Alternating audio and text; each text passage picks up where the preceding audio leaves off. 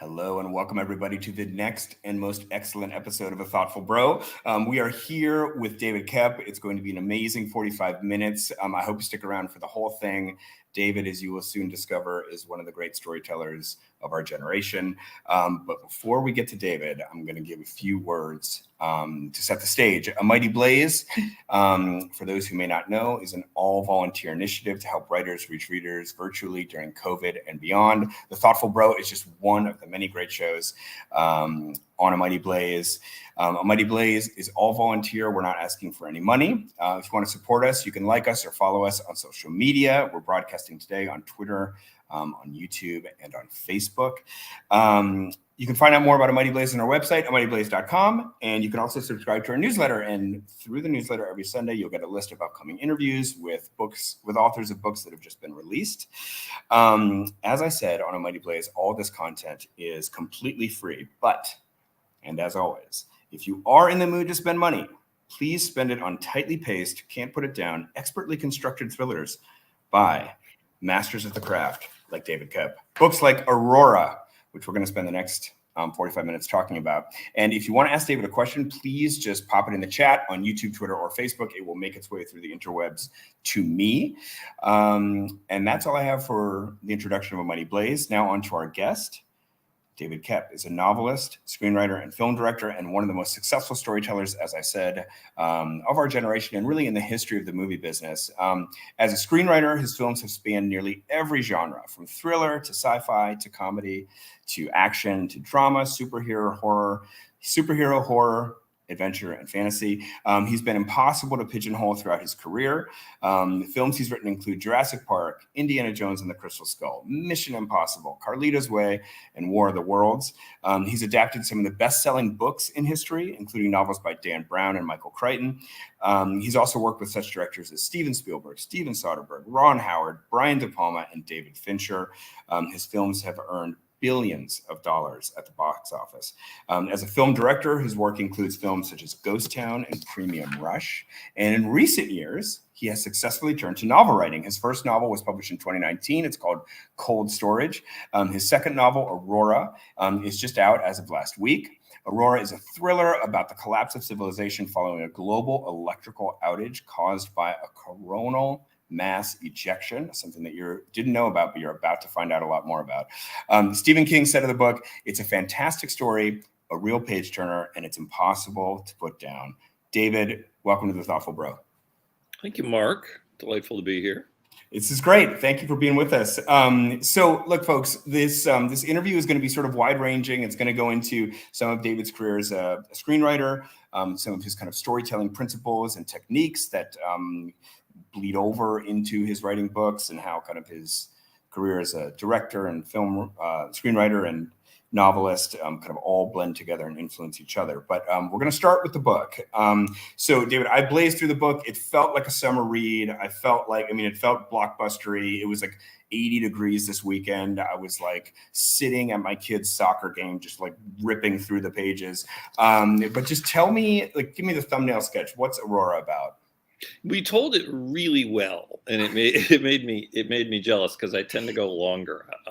But let me see what I can do. So it is about a global power outage. I've been interested in this subject for a long time. The first movie I directed was about a blackout, an unexplained blackout.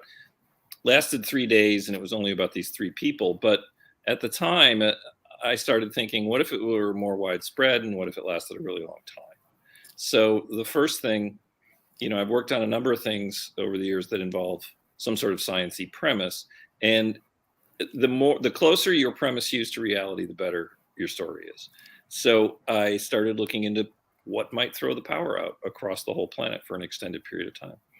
And it's pretty simple, really. The sun, which, as you know, is the source of all our power. Tell me more about the sun. It's hard to miss.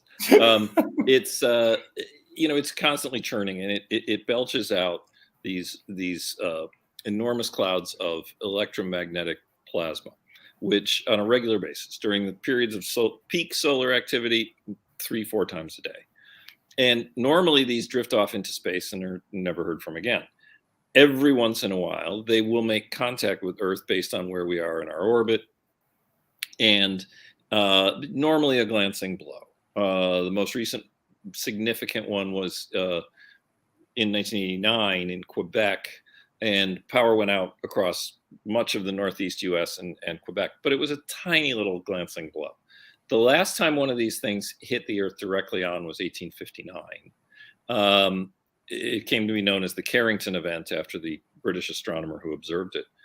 And it was a direct hit, massive coronal mass ejection. And what that does is it injects so much electromagnetic power into the magnetosphere that anything electrical, anything plugged in, any wire, toaster, nuclear power plant, anything is blown out. Nothing can resist the overwhelming amount of energy.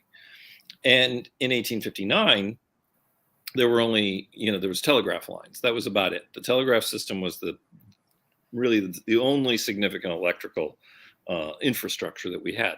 And it was blown out. Fire burst from telegraph boards and relays melted and lines went bad. And it took days to repair. Most people thought it was just a kind of an interesting natural event because the aurora borealis and the aurora polaris become visible all over the planet for days at a time.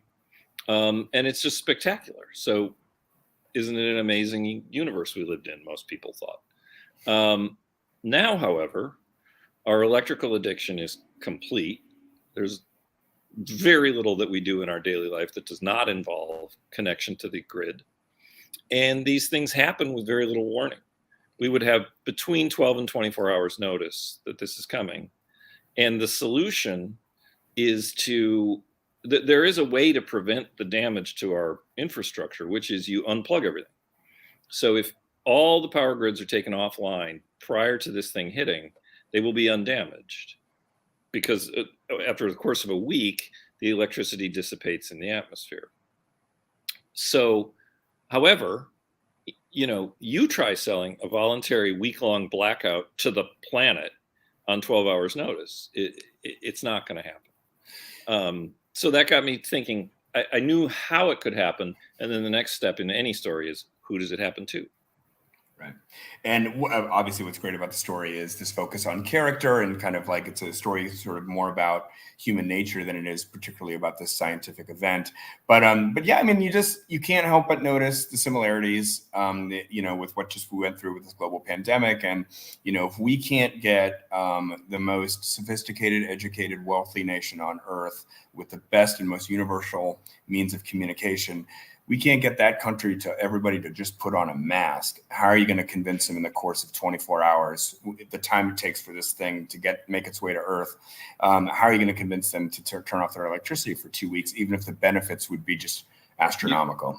You're not. So yeah. I didn't even bother debating that in the book because it wouldn't happen.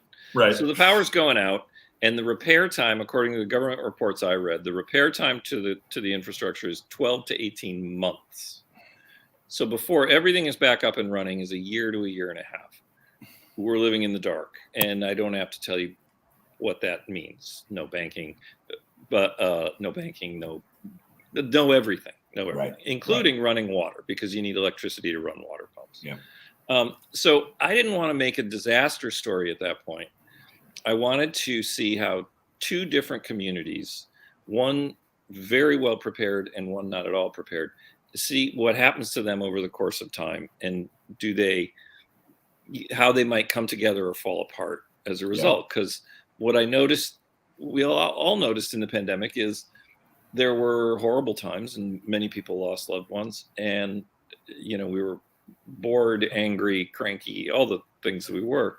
But there were also moments of beauty, and there were relationships that developed that wouldn't have developed otherwise, and we were capable of some pretty nifty coming together as well.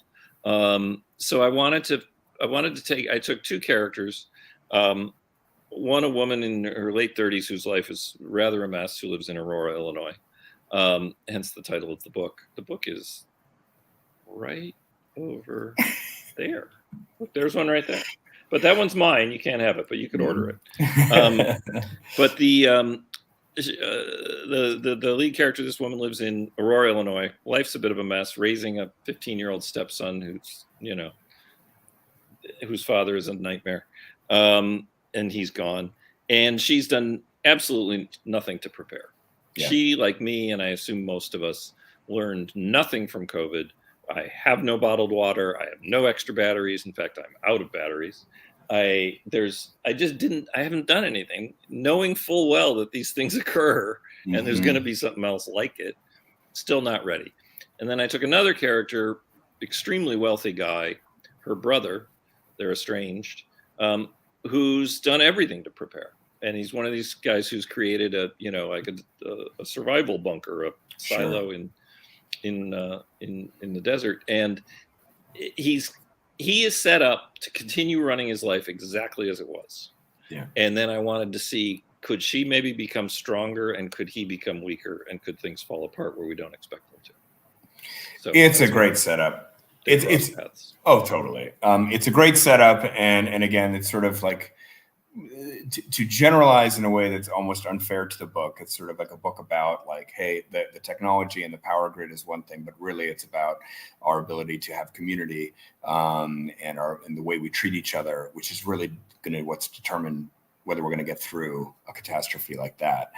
So I think that's sort of what the book is exploring for me on one level. So it's interesting, David, I had never heard of a coronal mass ejection, but I went on Science magazine and I looked at this article that was like, what are like the top 5 ways that civilization could end?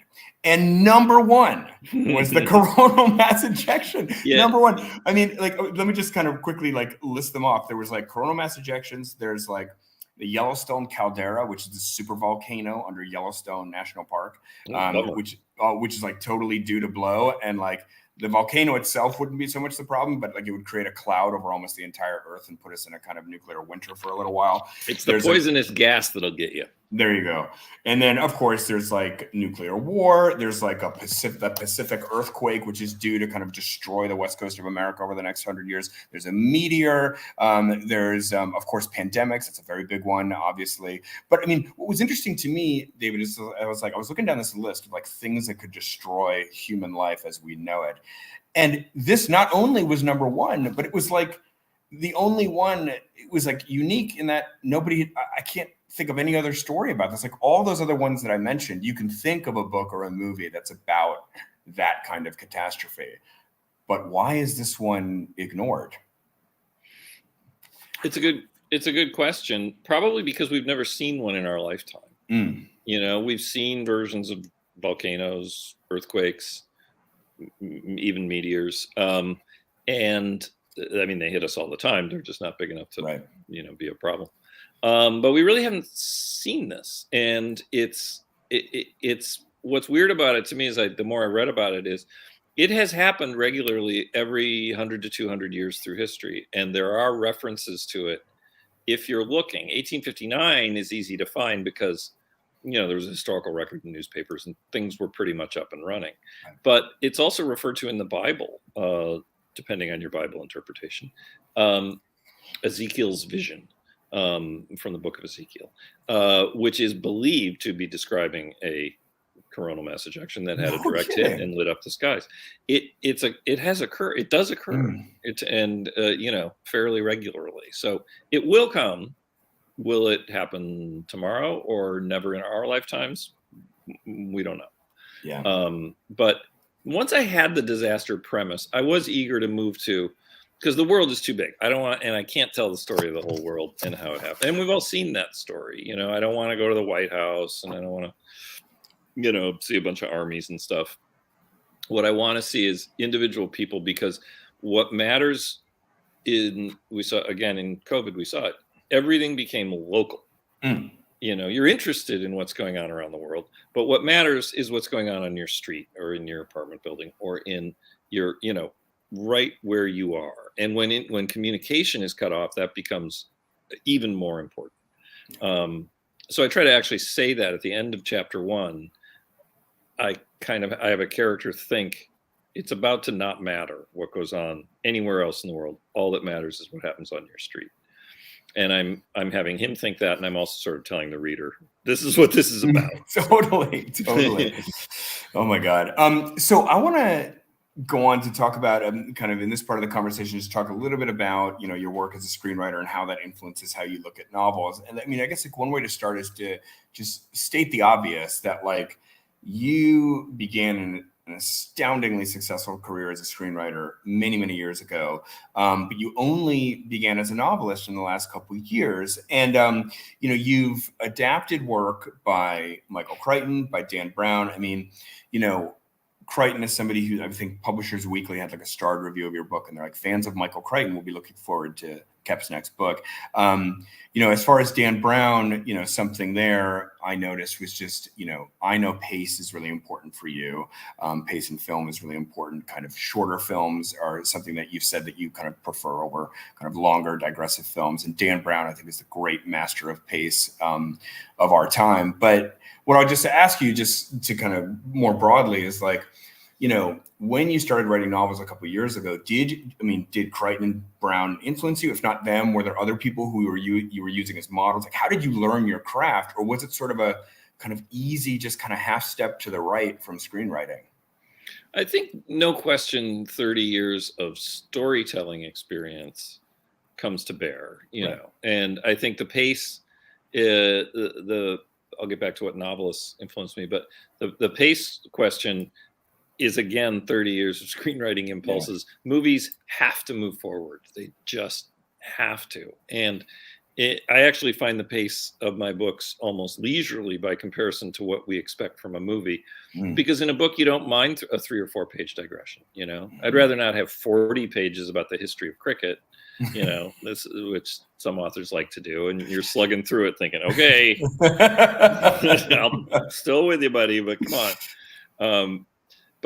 So the pacing was important to me. The chapters aren't as short as some, but I don't like them to go too long. It's tricky balancing several plots, and primarily these 2 characters I'm toggling between is very it's real craft. But I've been practicing a version of that craft in movies for years. So both in writing them, directing them, and editing them.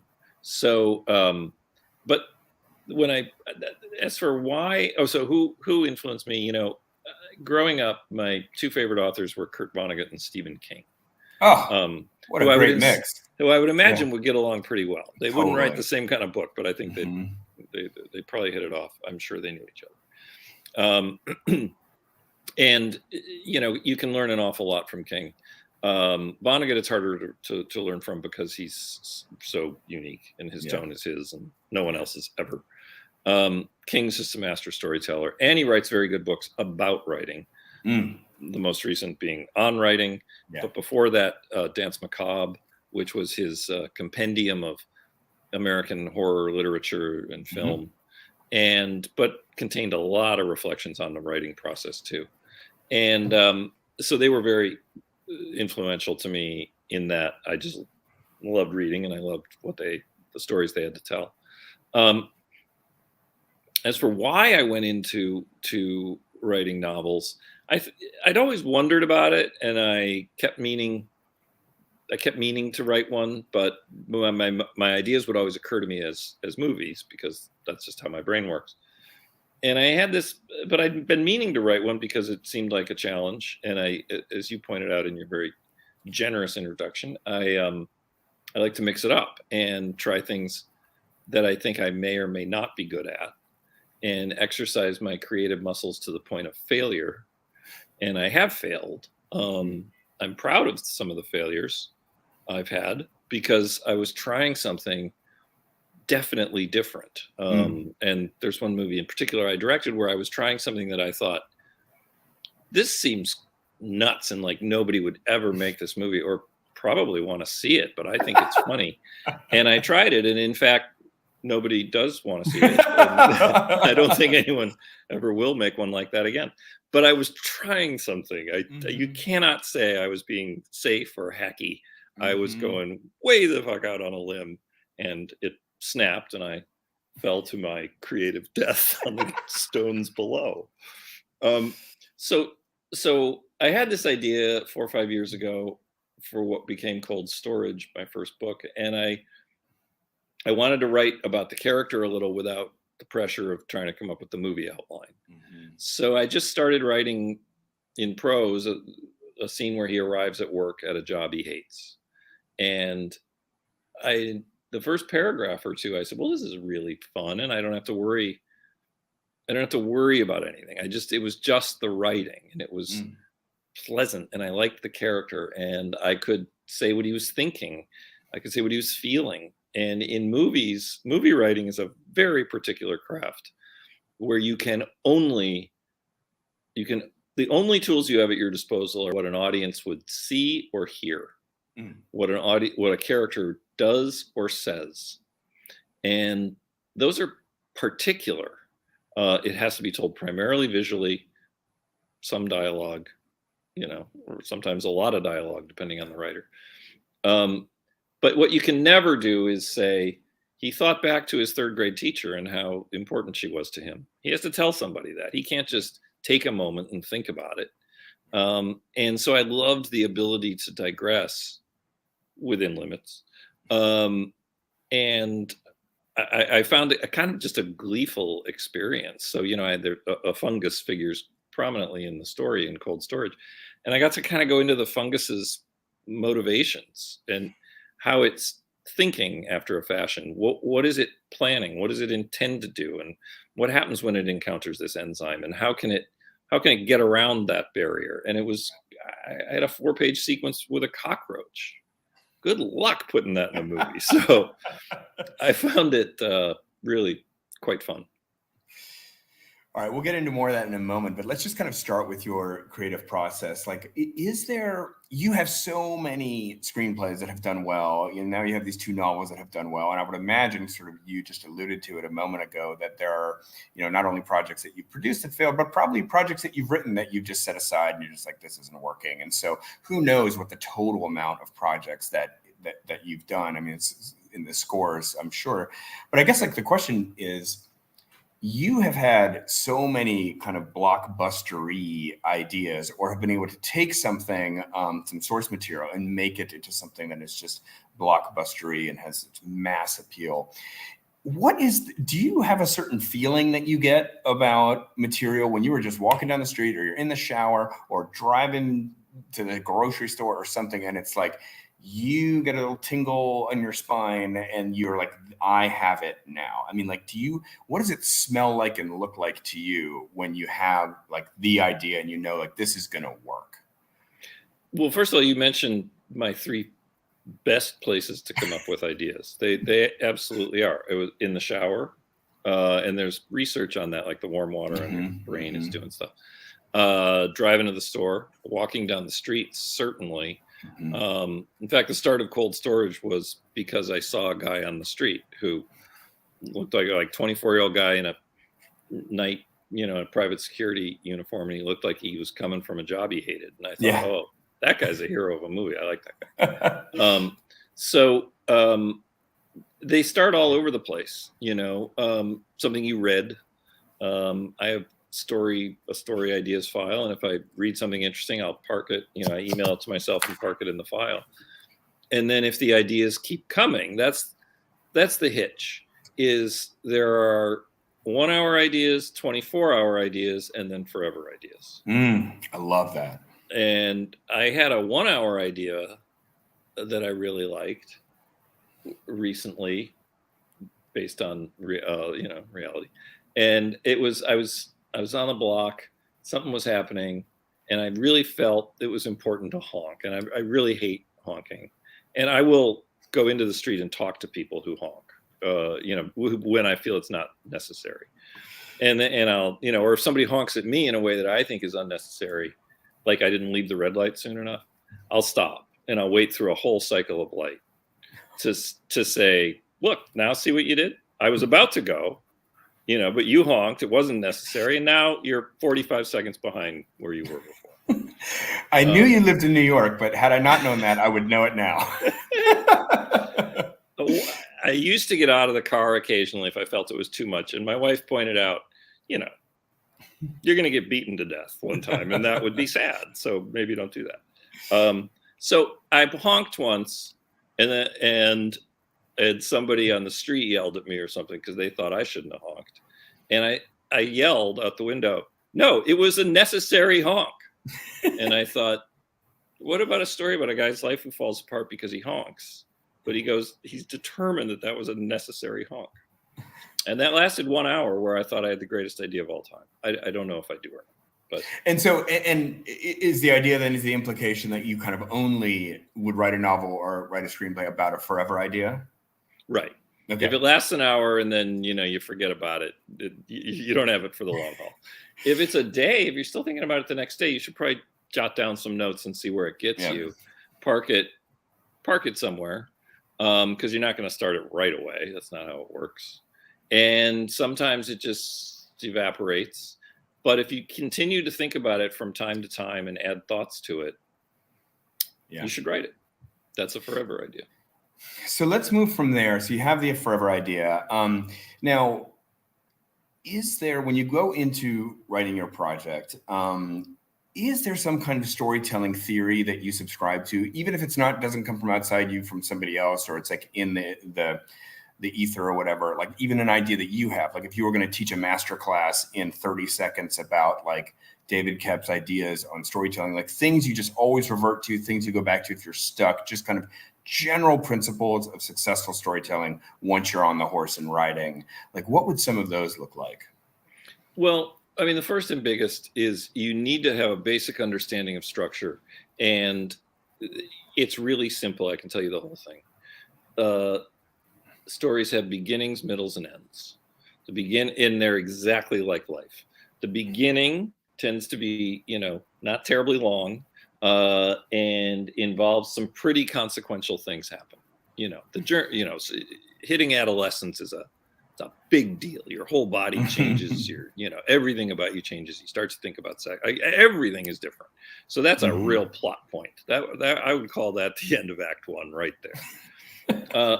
Middles take a long time, and it's harder. They're hardest. The middle of any story is the hardest. The setup is, you had your idea, and here's the setup, and isn't it all exciting? Yeah. How things develop and expand, and the little cross currents in between. That's your middle. That's Act 2. That's middle age, or everything from 20 to 70 and years old. And it's hard. And it's hard to figure out. It's going to take you the longest. Don't get too discouraged. Endings, they tend to be short again. Things wrap up kind of quickly. And they're full of, again, big events. You're going to die. That's a big event. Yeah. You're going to get sick. There's going to people are going to die. Like all this stuff is happening in the third act. So like life, stories have a beginning, middle, and end. Short, long, short. And I think you should structure your story that way, and you can embrace that or rebel against it.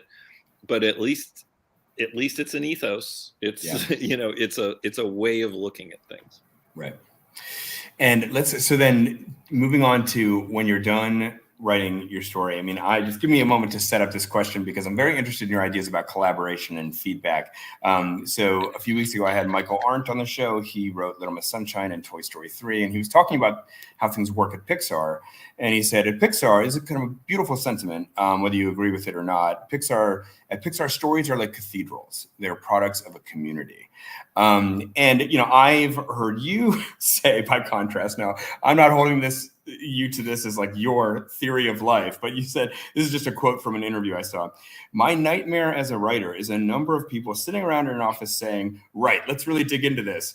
We're going to tear this apart and look at it from all angles. That just gives me the hives because there's an old saying, no one of us is as dumb as all of us. So that is expressing a very different sentiment. So I guess my question to you then is like, what is better? I mean, you're clearly a gifted collaborator. You've worked with all these directors, but at the same time, there seems to be a strain in you that is like, it's better if the team is real lean. Yep.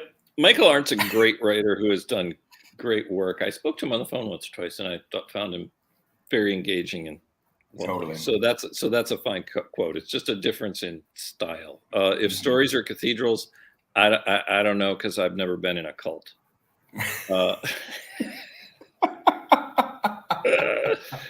started thinking about that early on when you were talking. It's just a matter of how you like to approach things. I mean, I think I've seen good stories wrecked by excessive number of voices allowed into the process. I think that, what are we except our ideas and our point of view and our unique experience of life? And, sometimes some of my favorite things I've done with a collaborator, John Camps, Ghost Town probably being my favorite of all of them. I think it's lovely, and it wouldn't have been the way it is without both of us, because we have different, approaches to life and experiences of it. I think working with a director, when I write and someone else directs, has been great, and some very good things have come out of it. Mostly to the degree that how successful am I in getting my thinking into the point of view of that director? Because the director's voice is more important than the writers in movies. It just is. Right. And I've had bad collaborations where my voice and the director's voice do not sync up, and that's too bad. So it's, I like a couple strong voices. One of them being the director, one of them being somebody who's in charge at the studio who cares, who has a creative stake in it and cares, because they're going to have a different point of view, and you're going to fight with them, and you're going to think, aren't they an asshole? And what a stupid thought that is. I was in a studio meeting once where the head of the studio made a suggestion. It was me and the director. Director, just shouted them down witheringly. We came out after the meeting, and he turned to me and said, "That was a pretty good suggestion, though. You should think about it." I was like, what are you doing? Like, I didn't want them to tell you. I'll tell you. Like, okay. So a few different voices are great. Too many are a cacophony. Didn't help the Tower of Babel now, did it? Right.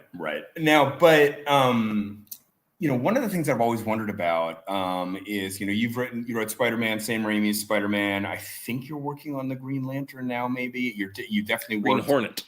Sorry, excuse me. Yeah. And then there's Indiana Jones. Obviously, I'm bringing up examples of franchises and characters that already exist, right? Yeah, those are hard. So those are hard because of the character, but then you also it's sort of a similar issue with just any kind of collaborator, in the sense that, like, there is like an existing vision that is different from yours, and then there's this struggle to kind of put what's meaningful to you in your own kind of emotional juice and your own emotional kind of autobiography into the story. And I'm just wondering, like, there's many things you could say about kind of the difference between you working on novels and films, but certainly with you just writing these novels, I mean, that has to be appealing, in the sense that, like, it is just all your own pure kind of emotional juice in these stories.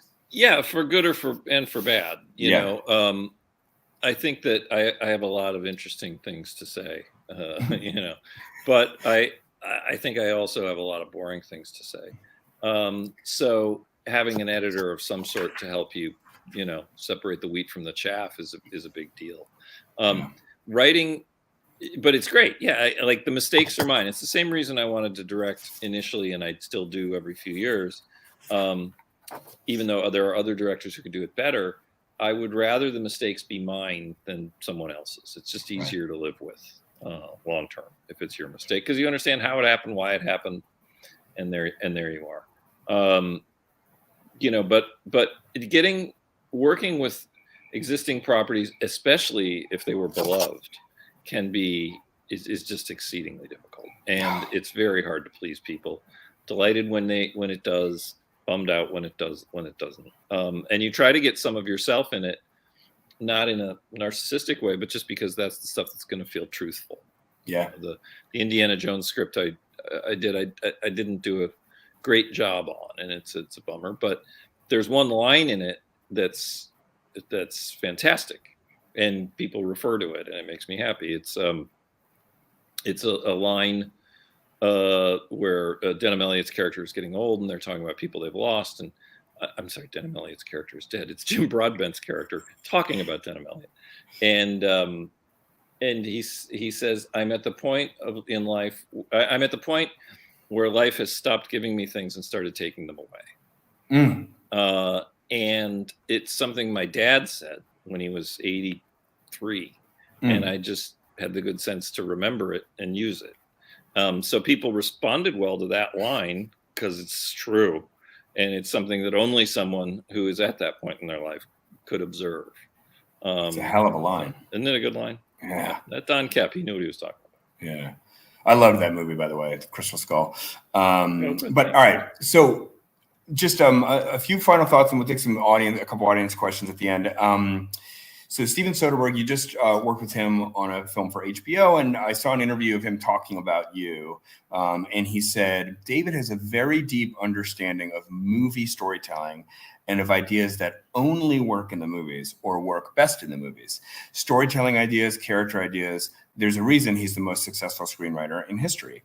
And I guess my question to you on that is, like, Soderbergh is pointing out your ability to understand what a great movie idea is. Is there such a thing as a great novel idea, or is it merely a question of execution? Like, there's just great story ideas and you can execute them for a book or execute them for a movie, or is there such a thing as a great novel idea that wouldn't be a great movie idea? That's a really fine dilemma there. And I thought about that. Yeah. And I don't know the answer. I think, as you say, it's a question of execution, because you can look at an epistolary novel, which would not be, off the top of your head, well suited to a movie. Does it have a beginning, middle, and end? Does it have certain things that imply external sequences, like, things that happen out in the world? Then it might be a good movie. It would just have to be reconceived and expressed differently. Right. So I do think it's execution. I think a good story is a good story. Now I'm going to take a position on this. Yes, I'm certain of it. Nothing has to be a movie or has to be a book. It's a question of execution. Yeah, it's interesting. I remember reading about George Lucas when he was talking about kind of in the time right before he made Star Wars, and just saying that, like, he felt movies at that time, so many, like, he felt Hollywood was dominated by these films that seemed like they were written for the stage and then sort of brought onto the screen. And he said, with Star Wars, I wanted to make a movie that could only exist on the screen. That was just like uses all the strengths of the screen and only that. So, I mean, yeah, and there's an example of that. Well, I'd argue in that case that it could also have been a book. Yeah. It would be a very tricky stage play, no question about it. Especially the dog fighting. I don't know. But it could have been a book, and they write Star Wars books. Indeed there are. All right. So a few more questions from me. I guess, let's just take a step back. You've written so many kinds of stories. And as I said at the outset, you've just kind of been impossible to pigeonhole. And I think that is, like, it's worth pointing out that is rare, and that somebody who works a lot, I think, in Hollywood, I'm not a Hollywood person, but the impression I have is that you can be pigeonholed. And certainly that has just not happened to you in any way. And yet I want to ask you, is there something one might call a David Koepp kind of story? Like, is there a kind of story that you particularly like to tell, or if you, in your own judgment, looking at your oeuvre, feel like there's a kind of story you lean towards or have told the most? I think, yes, a kind of an extraordinary event that happens to someone we can really relate to. Now, that's a pretty broad genre. Mm-hmm. But within that, I'd say, some original stuff I did, like Panic Room, or Kimmy, the Soderbergh movie recently, The Trigger Effect, the first movie I directed. All those they take a sort of what if premise, and it happens to the worst person it should happen to. And I am really drawn to those. I also I respond well to stories of confinement, whether you're confined to an apartment or a house or a narrow time frame. Those, I don't know why. That's, I complained once to my friend Brian De Palma that, I was writing the same kind of story again, and he said, it's called Who You Are. And it was like, there's nothing you can do about it. That's the story you tell, That's awesome. So tell it. Get better at it every time if you can, but tell it. I think part of that also, just sorry to wrap up. I know you got more, but no, please.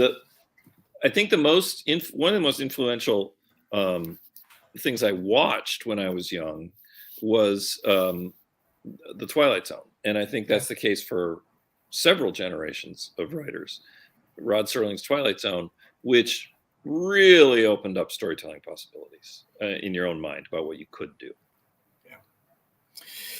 All right, well, let's take a few questions from the audience if we got them. Let's see, I'll have my producer throw it up on screen. And the first question is just, how dare you? Audience question. Great book. Loved the middle America versus tech billionaire setup. What do you prefer about writing novels versus writing for film?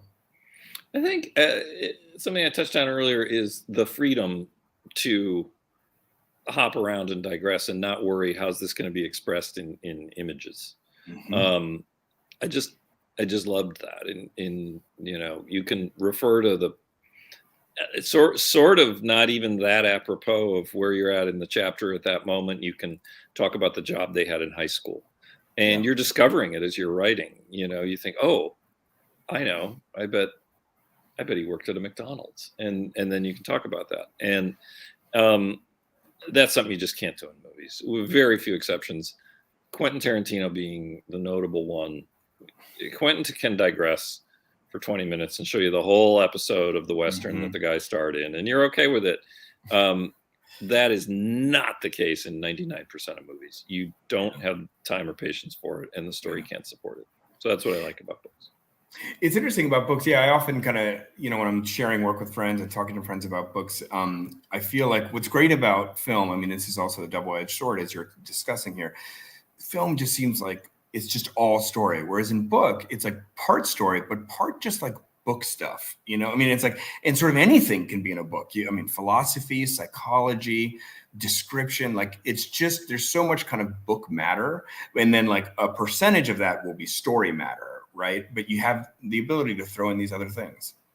Yeah. And a lot of it, or I would add to that, to your high-minded philosophy and stuff, also just being a wise ass, which is a lot of fun. I remember in Cold Storage, there's a line where a character dies and it's really kind of their own fault, but they were behaving terribly. And I wrote, he joined a long line of people throughout human history who were killed just by being an asshole.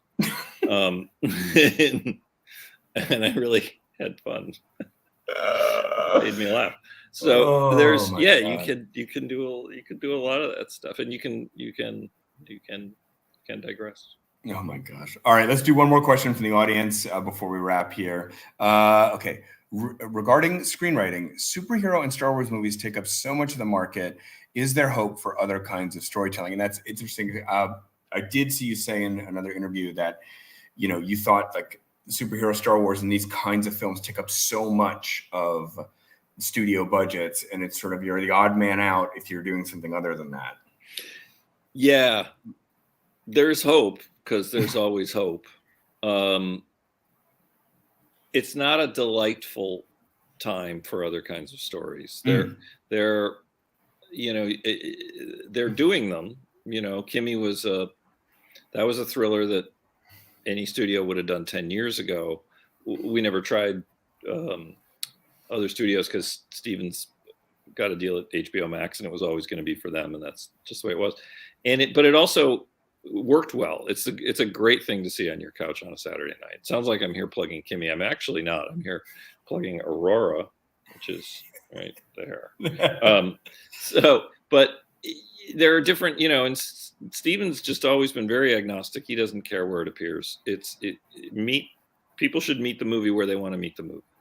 Right. So I'm happy in that there are lots of different places that are making stories of different kinds. I still love going to movies and theaters, and those are largely superhero. Certain streaming networks are, streaming channels are, heavy duty Star Wars and superheroes, and that's it. Mm-hmm. One in particular, and we know who that is. I think I know which one. So they take up a lot of oxygen, a lot of real estate. People like them. People are going to them. I would encourage people to see some other kinds of things too, because there's a lot of other pleasures to be had out there. Great. Well, David, this has been amazing. I'm going to wrap with like one question that I like to ask all the authors that come on the show, which is this. Imagine the ideal reader for Aurora, somebody just who is picking up everything you're putting down and is just receiving the work in the way that you hoped it would be received in your wildest dreams. And now imagine this person has just finished Aurora and the book is sitting in their lap and they look out the window. Describe for me in a word or a phrase, what is the feeling that you've left this reader with? Two things, I hope. The first thing is that was scary and suspenseful, but weirdly hopeful. There's hope for the human race. Our neighbors are important. And, I would like them to come out of that with a sense of uplift, that there's hope for us and we're not so bad in a crisis sometimes. And I think that's there, and I think they will have that. The second thing I'd like them to feel is just an overwhelming desire to give the book as a gift at Christmas primarily, but also birthdays, graduation. Yeah. Valentine's Day. Yeah, absolutely. Totally valid Valentine's Day gift. I was just kidding. I'd like you to feel slightly uplifted, but also, like you were turning the pages. It was exciting. Oh my God. I mean, it was great. I think I read the book in I want to say under 4 hours. I mean, 3.5 hours. I mean, I'm a pretty fast reader, but I mean, I just tore through that thing. It was a wonderful read, and it had the effect, just the effect that you described is the effect that it had on me. It's great. It's a wonderful book. So folks, that is it for us today. David, thank you so much for coming on the show. This has been terrific. Folks, please, we put a bunch of links in the chat to buy Aurora. Buy it for your wife, your children, your nephew who's graduating, your people you don't even know. People you don't even know. Just hand it out on the street. And please, folks, don't honk if you don't need to. That's the big takeaway. Please, I'd rather you didn't. David, but thanks again, man. This has been terrific, and congratulations on the book. Sure, my pleasure. Thanks for having me. All right, folks. We'll see you again next week on Thoughtful Bro.